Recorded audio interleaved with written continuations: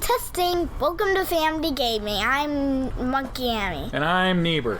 And today we're going to talk about Callouts. How you can help your team do better in Crucible and Trials of Osiris. And the reason why I thought of this is because I still rely on other people to help me do good in Trials. I'm not good enough to do it on my own. And I had bad callouts saying... I don't know about that. We'll talk about that in a second. But if you do have somebody that helps you with Trials, I don't want to say a carry, but if they help you and you're probably the lowest on the totem pole, so to speak, how you can help make up for your playing with callouts. So, what do you remember before when we found out you were going to run with True Vanguard?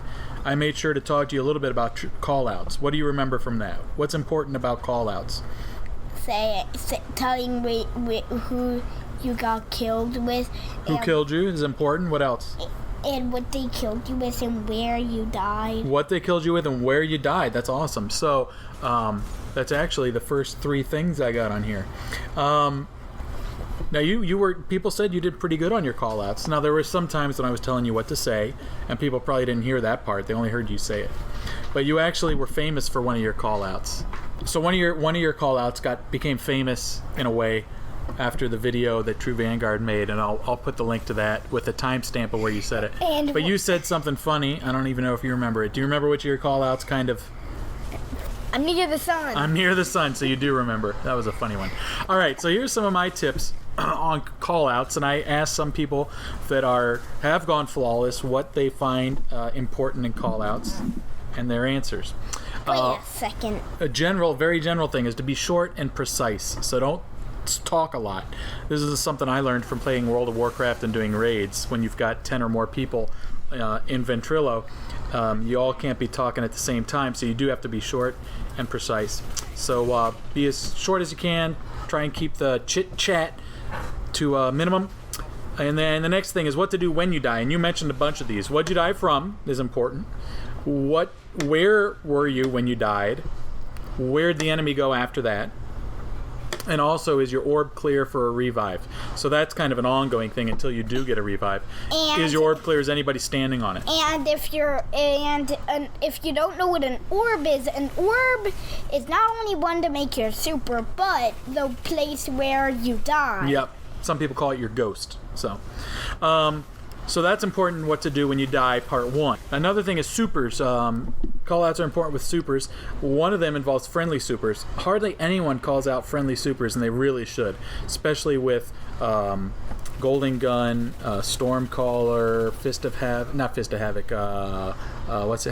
Hammer of Souls, those sorts of things. Those give an audible cue. So when your teammates hear those and you don't call them out, they're going to assume it was the other team, or else they're going to ask if it was a friendly, and then that goes back to being short and precise. We can cut out their asking if we tell them first. And that's what I did once, not call out my super. Yeah. So then if it's an enemy super, whose super was it? What was the super? And if it's a roaming super, where are they headed? So a lot of times people will say... What's a roaming mean? When they can move around with it. So what are some of the supers where people can walk around using them? Oh, hammers. And some of those you can even do emotes while you have... You can do an emote while you're throwing hammers? No. Golden Gun, Stormcaller, those are other roaming supers. So, roaming supers, you can sit down. Oh, okay, right. And stuff. So it doesn't do a whole lot of good to say, Golden Gun, run away, if people don't know where the guy is and where he's headed. So make sure you mention where they're headed as well. Also with the grenades, it also helps to call out friendly grenades, and I main a Striker Titan a lot, so I'm using the lightning grenades. So a lot of times I'll tell people before I throw one, just so they don't freak out.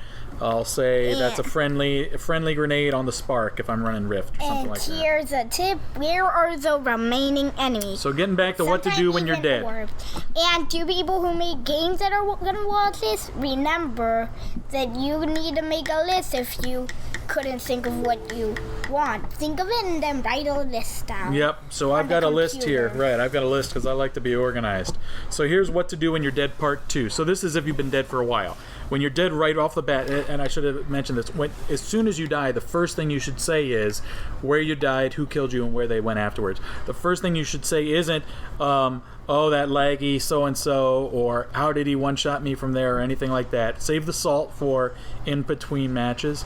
The very first thing you should do is say what you died from, where you died, and where they went.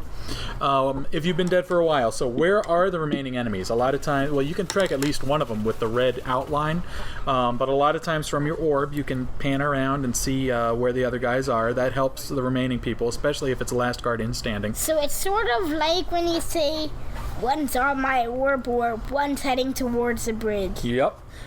Sometimes it's even good to remind where the orbs are. So if it's last guardian standing versus 2 enemies, that third enemy that's dead, it's good to remind them where the orb is, because a lot of times you can forget. And something you just said about where they are, if they're on the bridge or whatnot. Friday afternoons, right when the Trials map's released, there's a guy that just had a community spotlight on the Bungie app and the Bungie website. He makes the call-out maps. So I usually, if I'm running, I will have that call-up map in front of me. Not that I memorize all of it, but there's certain things that are real common places. And why are you doing all the talking all the time you make a video? You can talk whenever you want, but this is kind of my idea. So when it's your idea, you talk more. Oh, so you mean like blah, blah, blah, blah, blah. Yep. So have that map too, that can help. Another thing, when you're dead, what are the enemies doing? Are they hard scoped? Are they reloading? Are they going for special? That helps as well. What's the ratio is always good to know as well. Your 2v3, your 1v2, your 1v1. Reloading is actually kind of a hard one because you can do that pretty quick. You're right, but if he's reloading a sniper rifle, that can help. Because if he just shot 3 sniper bullets, then if you tell him that he just reloaded, then he knows that he's got 4 more. Or even more. But the ratio is important too, because a lot of times I'll lose track, and a lot of times, even though those red and yellow dots show up. Or if you're close, if the reload is slow enough, you can get to him and at least get some shots on him until he starts to attack you. Yep, you're right. So even though those dots show up who's dead and who's not on each team, the ratio a lot of times is important to call out. And what does no shield mean? Well, hold on, we'll get to that one. But reloading isn't as big of a deal, but hard scoped is. If they hard scope for 4 seconds, then pop out real quick to see their radar and then go right back to hard scoping, you can help your teammate time when to push them while they're hard scoped. All right, now whether you're dead or alive, something you can do, call out who's damaged on the other team, how damaged they are. So if they're bodied, do you know what that means?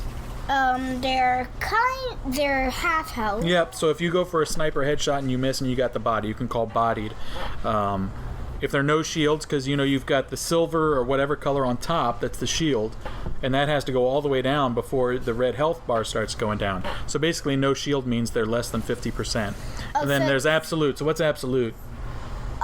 When they're almost dead. When the very next anything will kill them. So the very next whatever it is, a bullet to the toe. And most people say absolute in here. I'd say I've heard people say it about 100 million times. Yeah, they say that a lot. So why this is important, it helps you know if your team should push or not, or if they should stay back. So wait a second.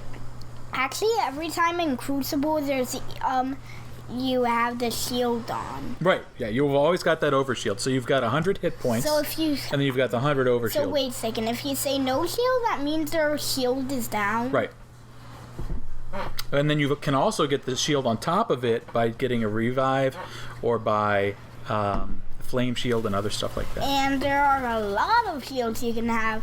First the red. First, if they have a revive, the blue shield, then the gray shield, then the red. Right. That's a lot and hard to attack. You're exactly right, and they did change that a little. So since you've played Trials and you went flawless, they actually changed the revive overshield and they made it a little weaker.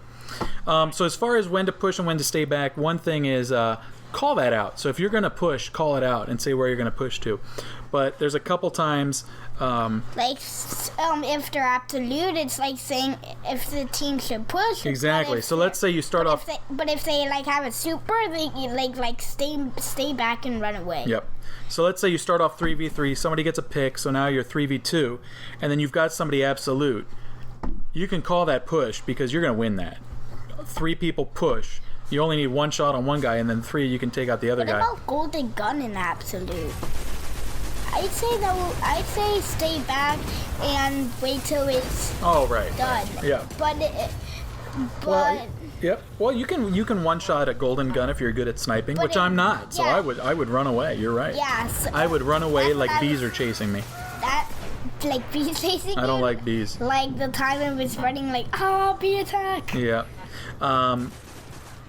Yep. So that about does it. Anything else you want to add about call-outs? Yeah. Never say something like that video that I said that I was talking with Cooper Vanguard. I just said bad stuff because I didn't, bad call-outs to not help because I kind of never done trials before, so I didn't get what to say. Well, you had people say that you had good call-outs. So even though you think you had bad call-outs, you were pretty good. You did a pretty good job. Yep. All right. So hopefully this was worthwhile. It was a little longer than I wanted. What's the next video you're going to work on? I know people want to see Monkey Yami. What are you going to do? Horrible hammers. Horrible hammers. Well, that means you're going to have to play Destiny instead of Star Wars.